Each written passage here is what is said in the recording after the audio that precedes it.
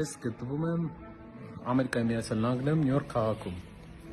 Թե ինչի համար եմ այստեղ գտնվում, հետագայում դուք կիմանաք, բայց այսօր մի նշանակալի բան է տեղի ունեցել։ Financial Times համաշխարհային ամենահայտնի օրաթերթերից մեկը իր շաբաթօրյա հրատարակության մեջ ներկայացրել է Սամվել Կարապետյանի կալանավորման մասին տվյալներ, որի մասին մենք կուզենանք ձեզ կներկայացնենք ժամանակի ընթացքում, այսօր կներկայացնեմ ես։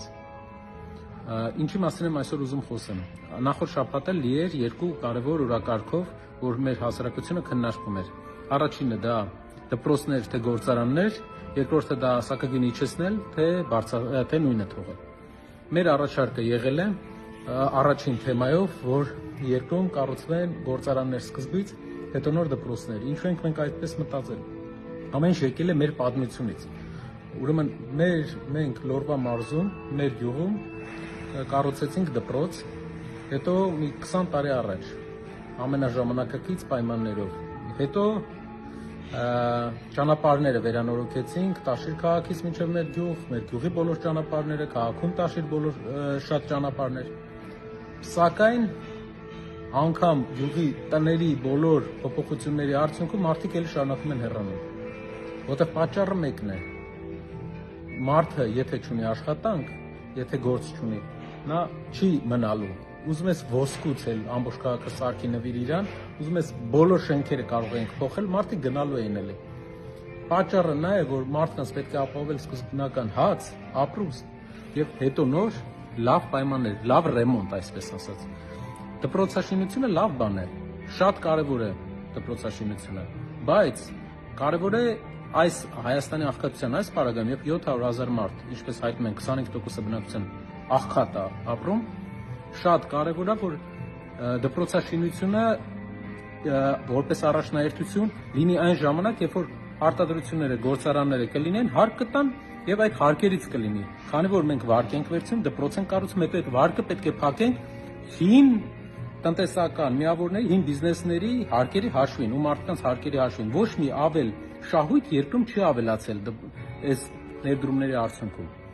Իսկ եթե գործարան են կառուցում, ավելանում է շահութարկ, ավելանում է եկամտահարկ, երկիրը ակտիվանում է եւ այդ փողերով մենք կարող ենք արդեն առանց վարկ վերցնելու կառուցենք դպրոցներ։ Սա է մեր առաջօրակարգը, երկրորդը սակագնի հետ կապված։ Սակագնին շատ լուրջ պետք է վերաբերվենք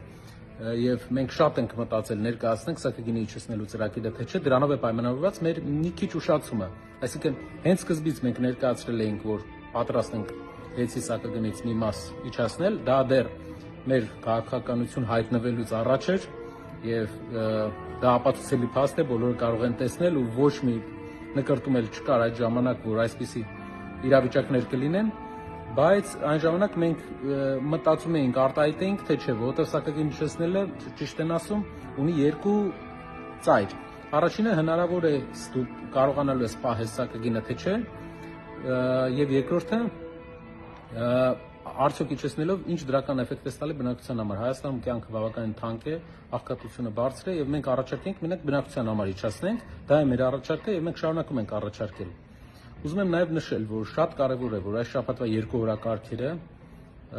հեղափոխական օրակարգեր էին իմ կարծիքով, որովհետեւ մեր երկիրը առաջի անգամ սկսում է քննարկել մեր երկրի իշխանությունը եւ ապագա իշխանությունները սկսում են քննարկել մի ձևաչափ, որը կապված է մարդկանց կյանքի հետ։ Մենք չենք անվանարկում, չենք վիրավորում ոչ մեկին եւ աշխատում ենք պահել այդ կարմիր գծերը, ոչ թե նրա համար, որ չենք տեսնում խնդիր իրար մեջ, կամ մենք չենք տեսնում խնդիր իշխանության անցած ճանապարհի մեջ, այլ տեսնում ենք, որ դա չի օգնելու մարդկանց։ Եվ կարևոր է լավ երկիր սարքելու միակ ճանապարհը օրակարգերը սարքել մարդկանց օգտակար օրակարգեր։ Օրինակ, պատկերացրեք ինչ լավ օրակարգ է դպրոց թե գործարան, պատկերացրեք ինչ լավ օրակարգ է սակագին իջեցնել թե նույնը պահել։ Եվ ոչ մի վիրավորանք, ոչ մի իրար անվանարկում, սա է ճանապարհը նորմալ երկիր ունենալու։ Եվ բոլոր նորմալ երկրները քննարկում են մտքերը եւ առաջարկները, եւ ոչ թե մարդկանց։ Շնորհակալ եմ, լավ օր ձեզ։